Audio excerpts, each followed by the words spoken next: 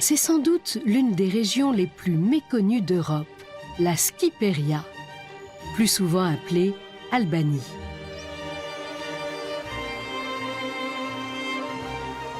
Un pays isolé du monde pendant des décennies et où les préjugés sont largement mis à mal par la réalité.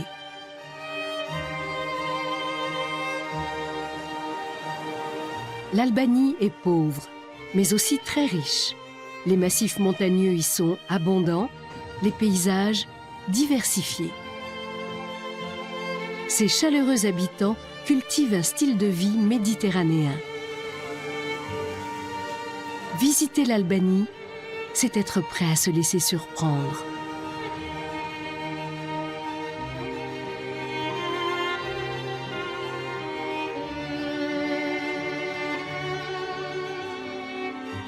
L'Albanie est grande comme la Belgique et compte 3 millions d'habitants. Plus d'un tiers vivent dans l'agglomération de Tirana, la capitale.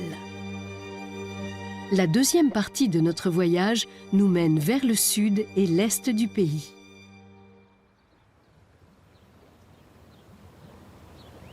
À la frontière entre l'Albanie et la Macédoine se trouve un des lacs les plus vieux du monde, le lac d'Ohrid.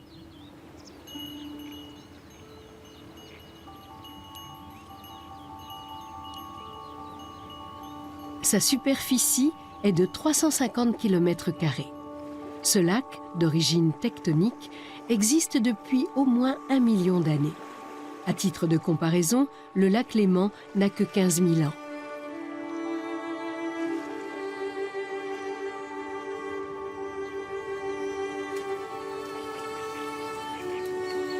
Les abords du lac sont peu peuplés. La vie y est difficile. Avec la fin du communisme, les habitants du lac ont pu goûter à la liberté sans toutefois connaître la prospérité. Et cela n'a pas changé depuis.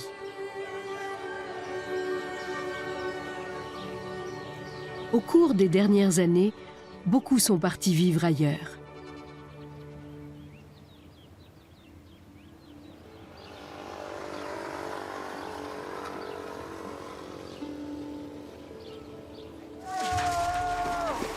Les vacances d'été ont commencé. Qui sait, parmi ces écoliers, certains partiront peut-être bientôt vivre à Tirana avec leurs parents.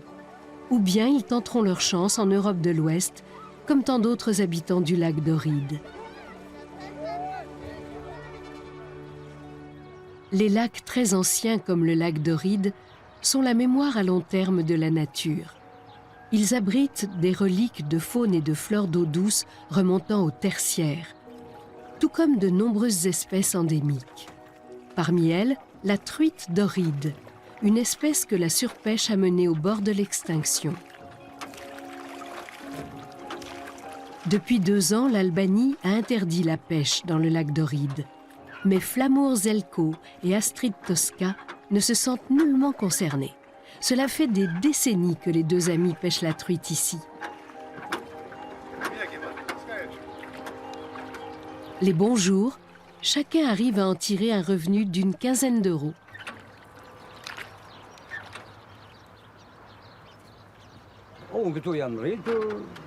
Je suis né et j'ai grandi ici. C'est une chance. Nous sommes intimement liés au lac. On ne peut pas vivre sans lui.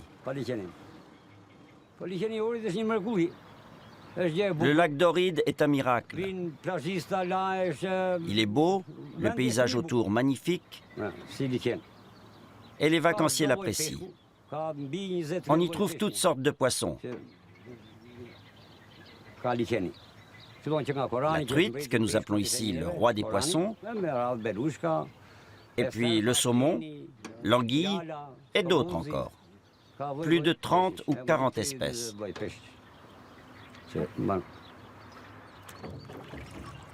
Dès 1979, l'UNESCO a classé le lac d'Ohrid au patrimoine mondial, car il abrite plus de 200 espèces.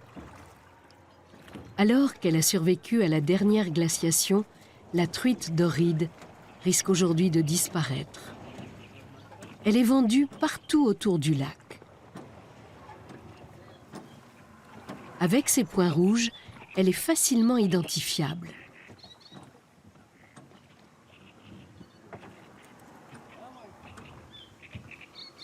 En été, pendant les vacances scolaires, Frenis Tcherbatchi gagne un peu d'argent avec les truites. Il les vend environ 1 euro pièce. Mais aujourd'hui, il n'en a écoulé que 3.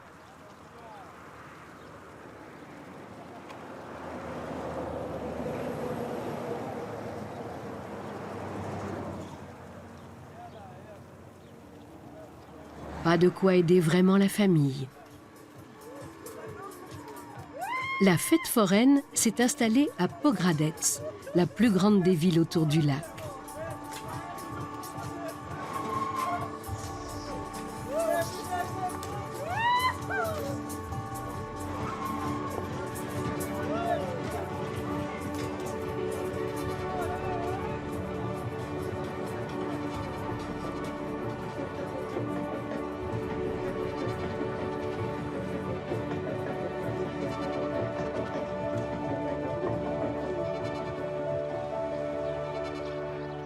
Le lendemain, nous quittons le lac d'Ohrid. Direction Korçë, la grande ville du sud-est du pays.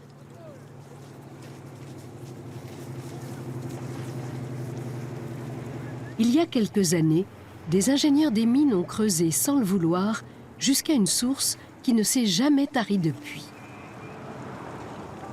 Ledian Toka est laveur de voitures.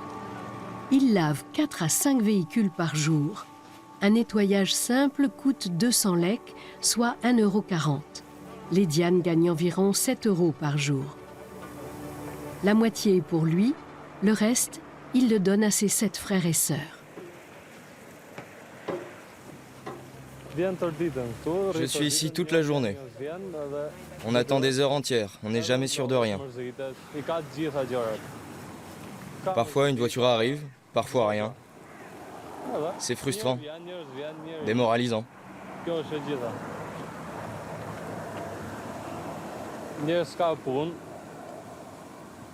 En général, du lundi au vendredi, c'est difficile de trouver du travail. Le samedi et le dimanche, ça marche un peu mieux.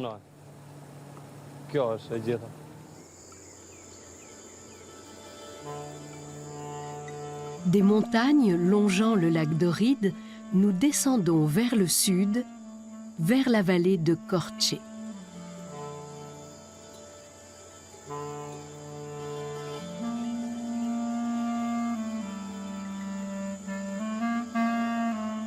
Ici, mieux vaut ne pas être pressé. Que l'on voyage à dos d'âne ou en voiture, cela ne change pas grand-chose, tant les routes d'école sont étroites. Dans les petites villes et villages de la région, il ne reste souvent que les anciens. Les autres sont partis tenter leur chance en ville, ce qui n'a rien d'étonnant quand on sait que le taux de chômage des jeunes avoisine les 30%.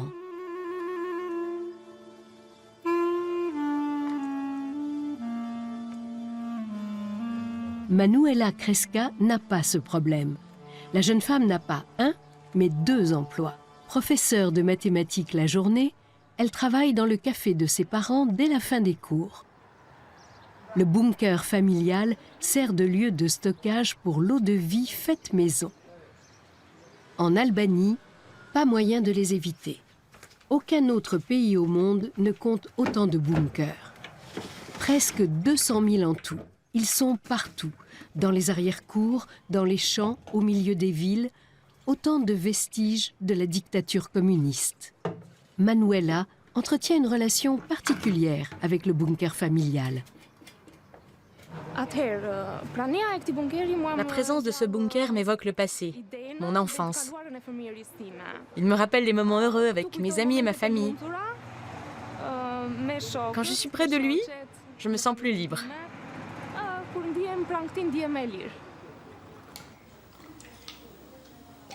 Comme beaucoup d'autres, Manuela rêve de partir, pour le Canada ou le Luxembourg, car des amis lui ont raconté que ces pays sont magnifiques.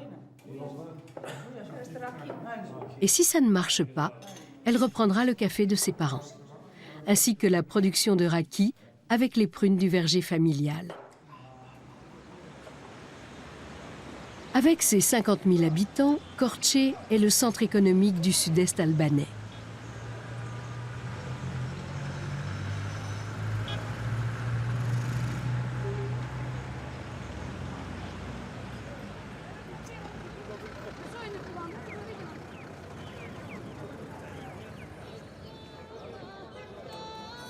Le bazar de Korče. La ville accueille depuis plusieurs centaines d'années un grand marché. Autrefois, de nombreuses caravanes y faisaient étape. Certains étals du marché font remonter le temps aux touristes occidentaux.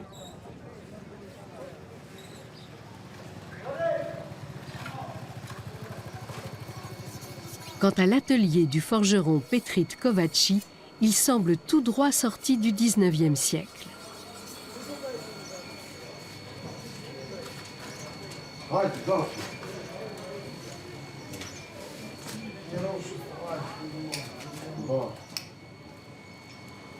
Dans la famille de Petrit, on est forgeron depuis 5 générations. Lui-même a appris le métier de son grand-père. Petrit a 2 fils. L'un fait des études et l'autre tient un stand de légumes. Aucun des deux ne veut perpétuer la tradition familiale. J'ai 61 ans et à l'âge de 12 ans, je suis venu travailler ici aux côtés de mon grand-père. Mon père était professeur.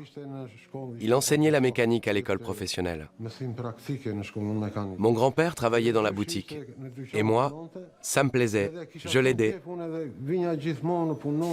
Cette profession, je l'exerce par passion. Je l'ai toujours aimée.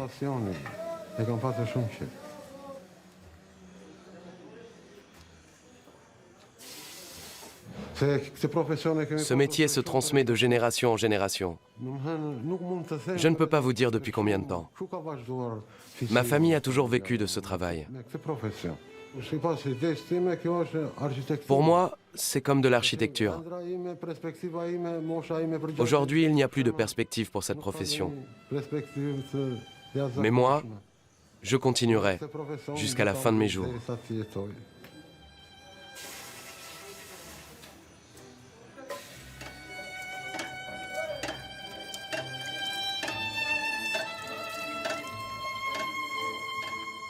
Le voyage se poursuit vers le sud.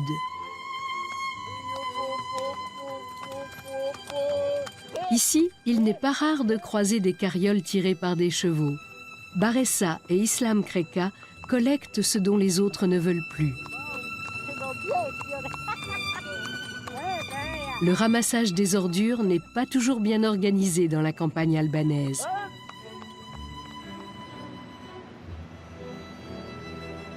Au fond de gorges profondes, la Vjosa se fraye un chemin jusqu'à la Méditerranée. C'est un des rares fleuves des Balkans qui n'a jamais été aménagé.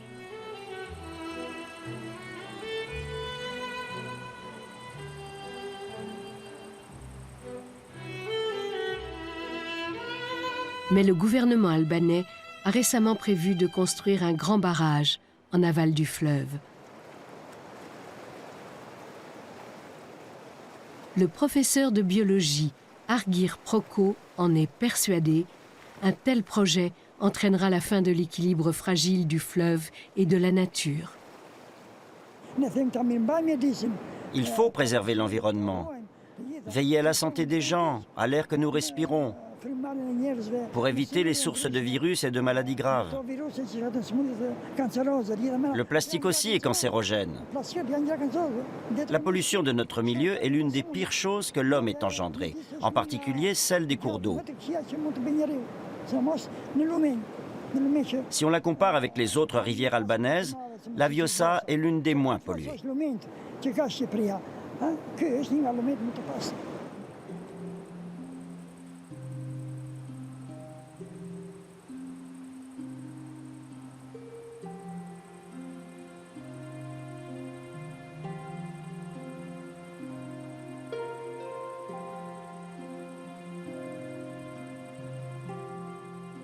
Les paysages idylliques sont un peu partout perturbés par des déchets visibles même ici, en amont du fleuve Vjosa.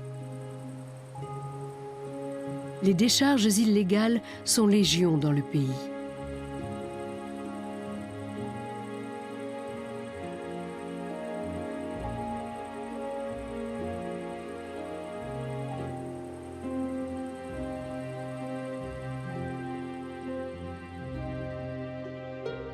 De Vjosa, nous nous rendons dans la ville de pierre, Gjirokastër.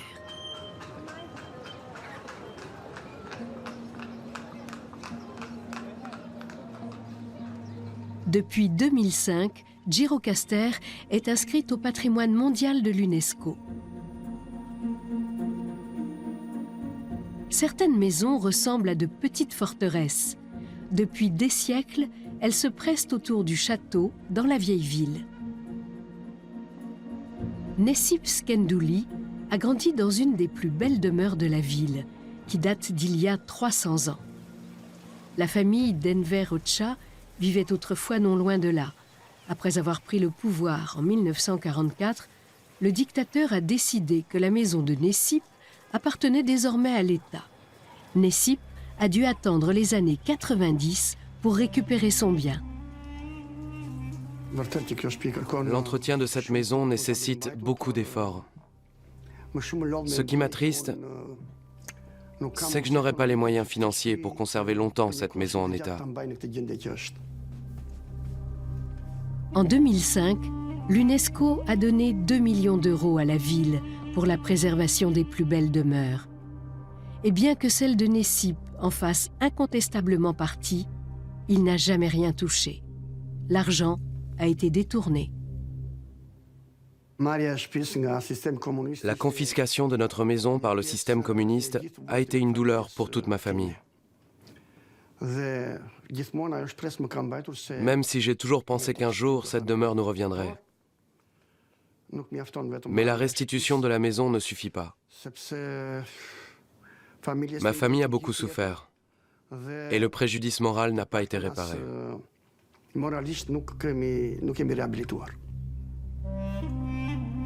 La maison compte de nombreux éléments de marqueterie au plafond et sur les murs. 34 pièces qui abritent des trésors. Necip a fait de sa maison un petit musée. L'entrée coûte 1,50 €, visite guidée comprise. Mais parviendra-t-il à réunir les 20 000 € dont il a besoin pour refaire ne serait-ce que le toit? Necip compte léguer la gestion de la maison à sa fille, qui a récemment perdu son emploi. Elle ne faisait pas du mauvais travail, mais le nouveau gouvernement local a décidé de se séparer de tous les enseignants qui ne sont pas de sa famille politique. La corruption gangrène depuis longtemps l'Albanie, et pourtant, Edlira reste optimiste.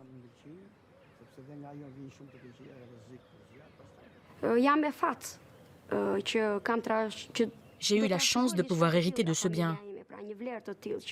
Tout le monde n'a pas cette possibilité. Cette maison ne représente pas seulement l'histoire de mes ancêtres, c'est une partie des traditions et des modes de vie de toutes les familles de Gjirokastër.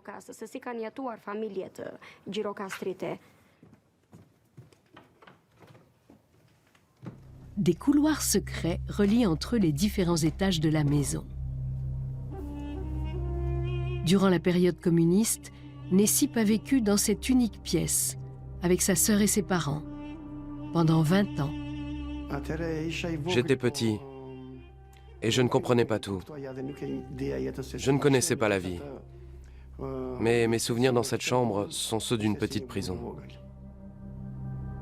Le régime avait accusé le père de Necip d'être un agent de l'étranger et l'avait fait incarcérer.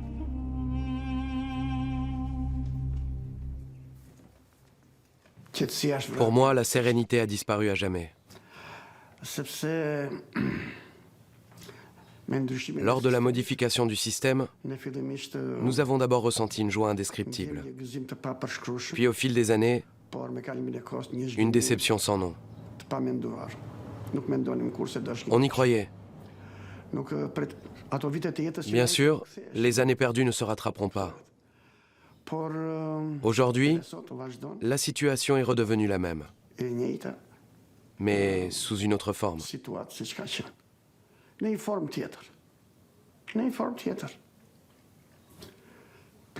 C'est la raison pour laquelle il n'y a toujours pas de démocratie en Albanie. C'est malheureux à dire, mais la réalité est amère. Nous, les persécutés de l'Ancien Régime, nous n'avons pas été réhabilités moralement. Que puis-je dire de plus ?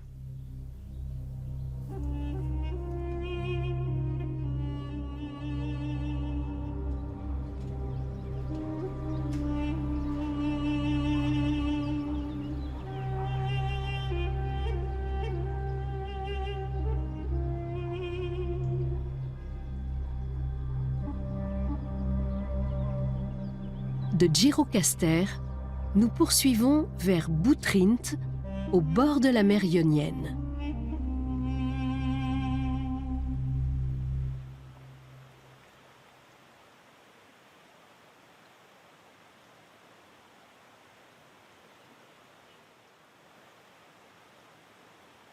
Notre route passe par un endroit plein de mystères, Siri i Kalter, l'œil bleu.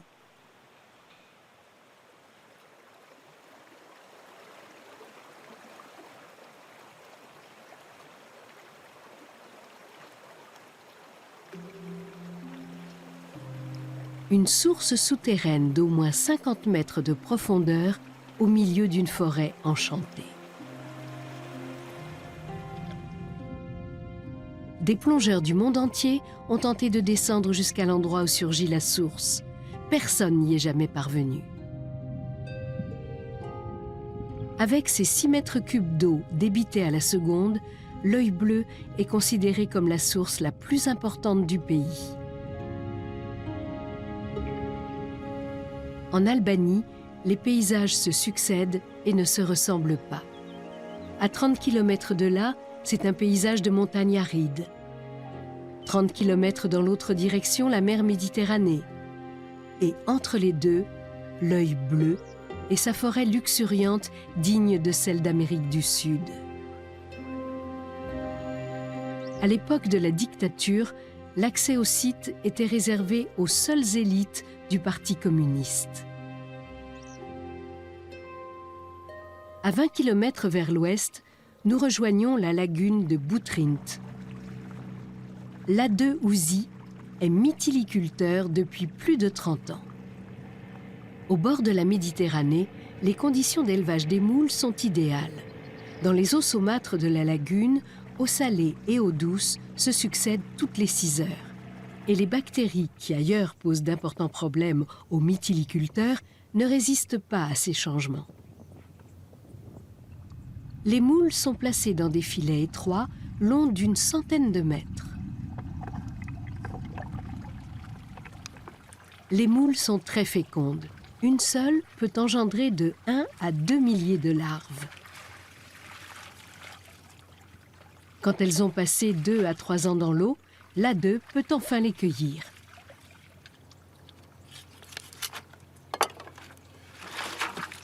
Lade travaille au sein d'une coopérative qui regroupe 16 mytiliculteurs. Chacun est son propre patron.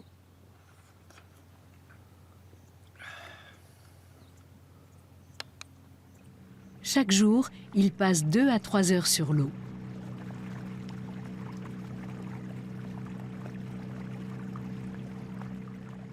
Les 4-5 dernières années, avant la chute du communisme, nous exportions des moules vers l'Italie. Elles étaient de bonne qualité. Et aujourd'hui, elles sont encore meilleures. En tant que pays non membre de l'Union européenne, nous ne répondons peut-être pas à certaines normes, comme la sécurité alimentaire, mais nous mettons en œuvre tous les moyens technologiques possibles pour percer sur les marchés européens.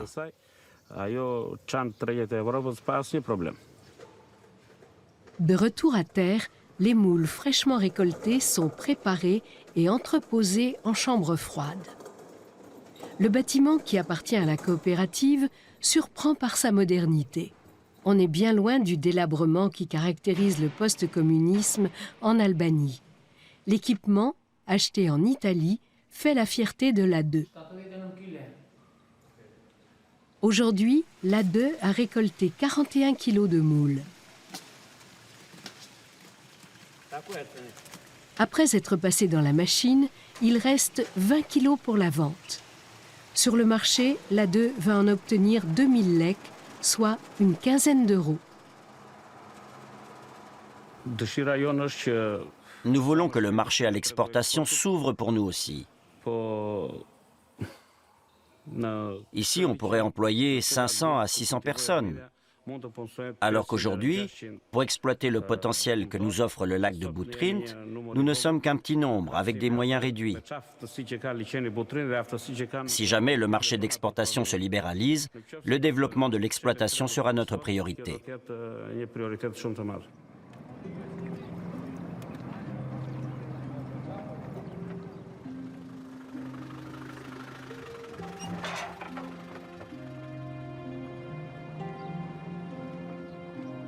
La lagune de Butrint est située directement au bord de la Méditerranée. Elle abrite le site archéologique le plus important du pays. Il y a 2500 ans, la cité de Butrint était connue au-delà des frontières pour ses thermes et comme haut lieu culturel. Des pèlerins venaient de loin pour rejoindre les lieux de sacrifice, les temples et bien sûr les bains.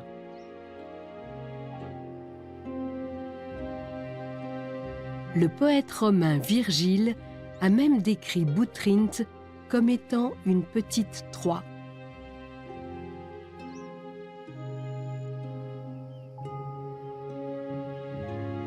Durant des siècles, les différents maîtres de la cité y ont marqué leur passage et laissé des vestiges architecturaux. Au début du XIXe siècle, le souverain ottoman Ali Pacha y fait encore construire une forteresse.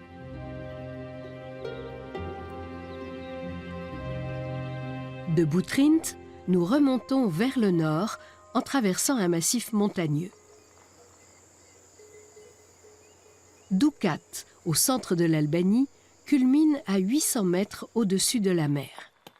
Ici, le chant fait partie de la vie des habitants, comme une forme ancestrale de communication. Fatosh Tahiri travaille comme sage-femme dans un petit hôpital de jour. Le soir venu, il dirige le chœur polyphonique de la ville.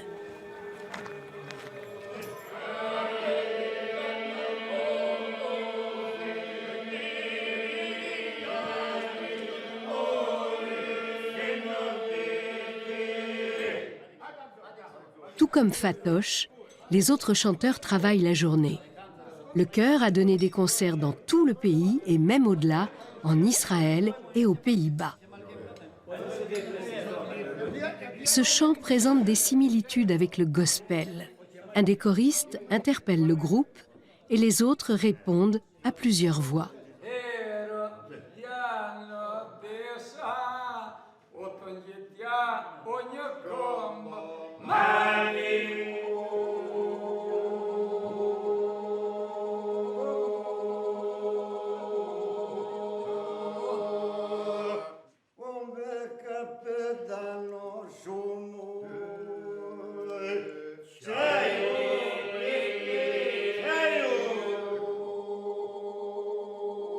Les chansons racontent des histoires qui, dans cette partie isolée du pays, ne se transmettent qu'ainsi, oralement, de génération en génération.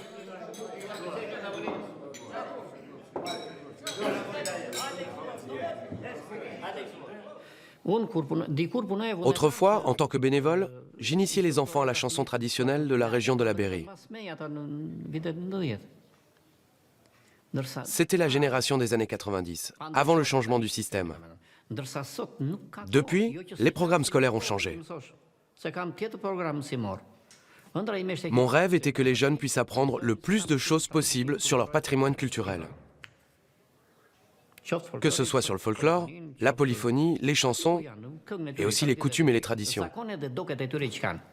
Ce qu'on a de meilleur, bien sûr.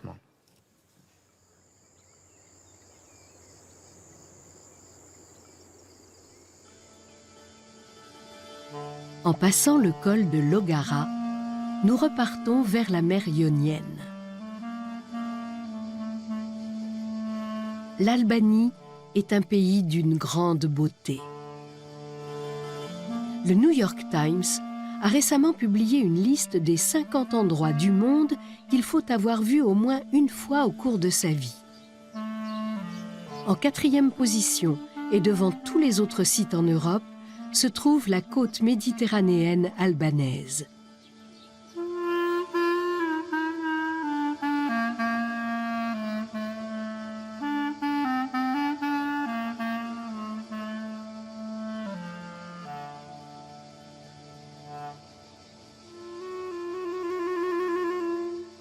Mais en Albanie, la situation économique est si mauvaise qu'un jeune sur 2 est décidé à quitter le pays.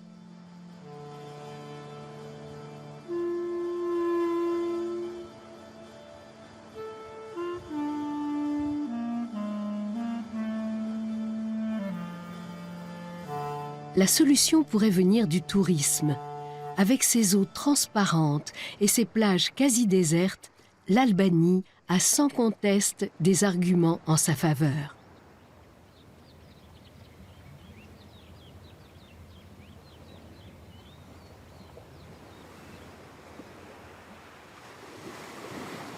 Le pays abrite aussi quelques-uns des meilleurs spots de plongée de Méditerranée. Un monde aquatique que personne ne connaît aussi bien qu'Igli Pustina.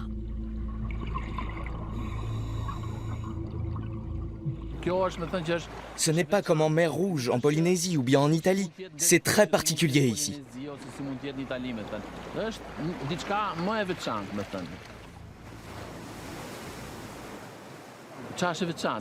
La nature est encore vierge et pas du tout exploitée. Elle est restée intacte pendant des centaines d'années. C'est ce qui fait sa singularité.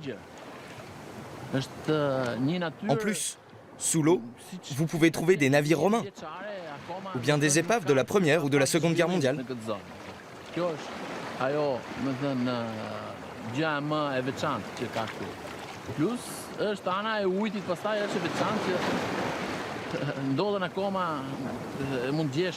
Chaque plongée est une nouvelle aventure.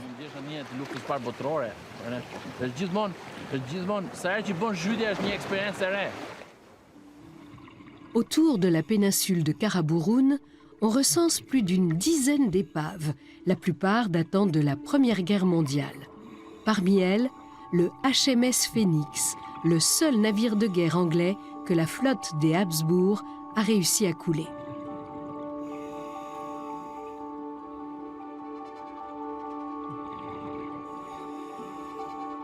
Pour la première fois de leur histoire, les Albanais sont indépendants et libres. Sur Terre, Igli se demande parfois s'ils parviendront à faire quelque chose de leur avenir. Mais ici, dans les eaux transparentes de la mer Ionienne, ils ne doutent plus de rien.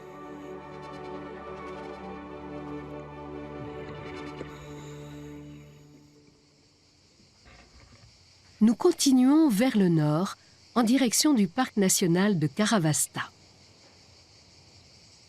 L'Albanie compte pas moins de 14 parcs naturels, ce qui est assez exceptionnel pour un pays de cette taille.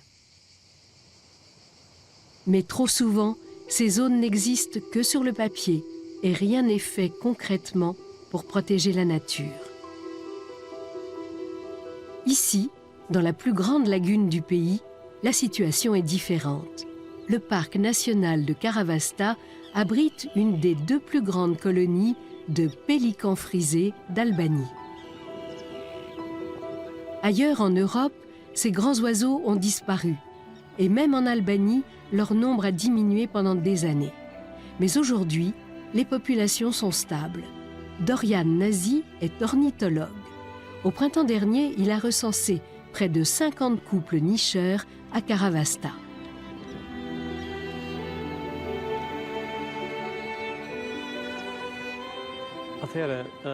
Pendant la période communiste, nous avions 250 couples de pélicans.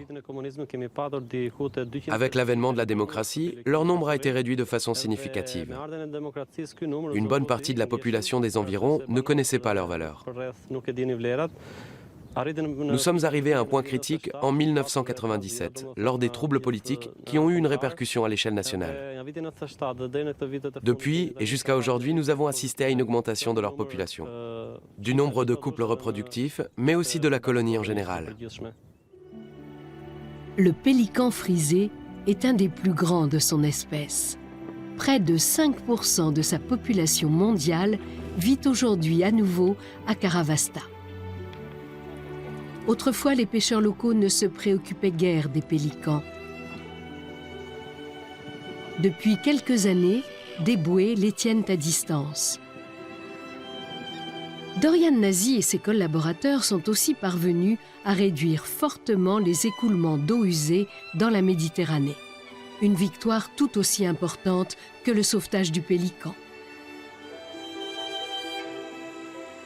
Tirana se trouve à 1 heure de route.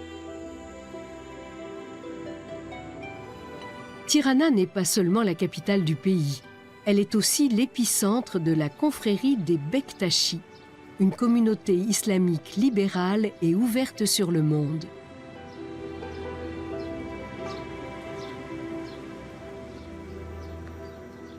Dédé Baba Mondi en est le leader spirituel. Dédé Baba signifie d'ailleurs grand-père. Quand le pape François a dû choisir le pays de son premier voyage officiel, il a opté pour l'Albanie, un pays majoritairement musulman. Mais contrairement à ce qui se passe ailleurs, les différentes communautés religieuses vivent ici en paix. Les mariages entre musulmans et chrétiens n'y sont pas rares. À l'époque, le pape François a bien sûr rencontré le Dédé Baba.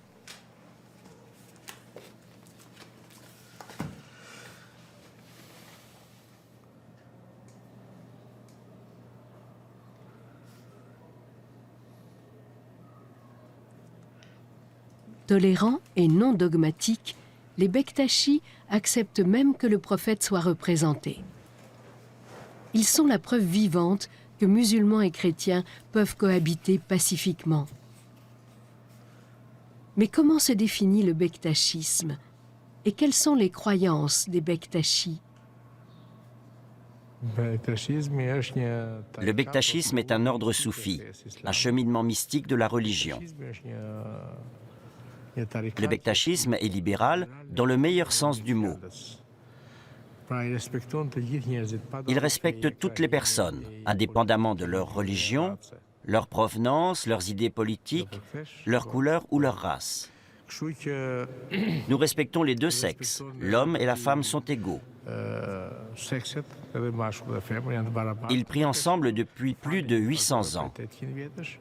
Les femmes ne sont pas voilées parce que la femme est couverte par son enveloppe corporelle et pas par un voile. L'être humain a son caractère et n'a pas besoin d'être couvert. Si quelqu'un a l'intention de commettre un acte mauvais, il le fera, qu'il soit couvert ou pas. On doit être libre devant Dieu et devant la loi. L'homme libre saura séparer le bien du mal. Sous le communisme, l'Albanie était le seul pays au monde officiellement athée. Toutes les religions, sans distinction, étaient interdites.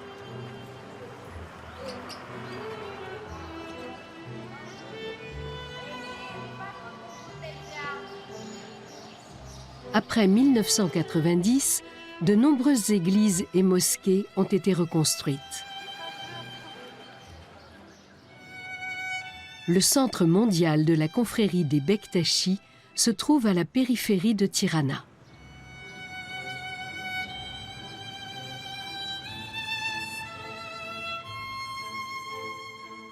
Le Dédé Baba accorde des audiences privées. De son vrai nom, Edmond Brahimaj, il a été officier de l'armée albanaise dans une autre vie. Après la chute du communisme, il a découvert la religion.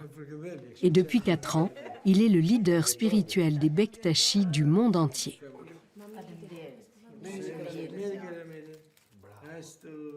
Tous les croyants peuvent venir lui demander conseil. Les avis divergent sur le nombre exact de Bektashi en Albanie. Officiellement, il serait 60 000. Mais Dede Baba Mondi est persuadé que ce chiffre est largement sous-estimé.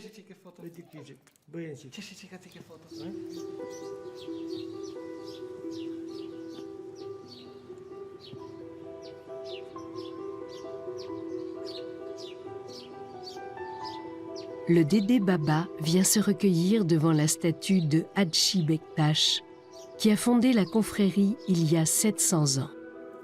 À la fin de la journée, il rejoint une annexe du temple pour un rituel sacré qu'il est le seul autorisé à pratiquer.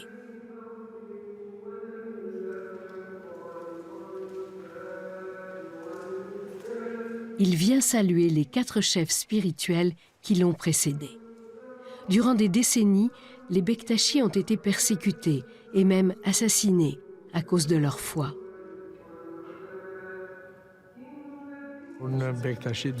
Je suis optimiste pour les Bektashi. Ils sont connus pour leur amour de la liberté et cohabitent avec toutes les religions. C'est une spécificité de l'Albanie, presque un miracle. Ici, les gens se marient facilement entre différentes religions. C'est un exemple pour nous, mais aussi pour le monde entier où cela ne se passe pas souvent comme ça. Nous avons toujours été contre le terrorisme, contre la mise à mort. Le prophète dit « Si tu as tué un homme, tu as tué tous les hommes. » Donc nous allons continuer sur le chemin de la paix, de l'amour et de la bonté. Ce n'est peut-être pas un hasard si les Bektashi sont ici chez eux, en Albanie. Le grand poète anglais Lord Byron l'a parfaitement formulé. Si ailleurs les hommes se définissent comme chrétiens ou musulmans, les Albanais, eux, se définissent simplement comme Albanais. Et ce n'est pas le Dede Baba qui dira le contraire.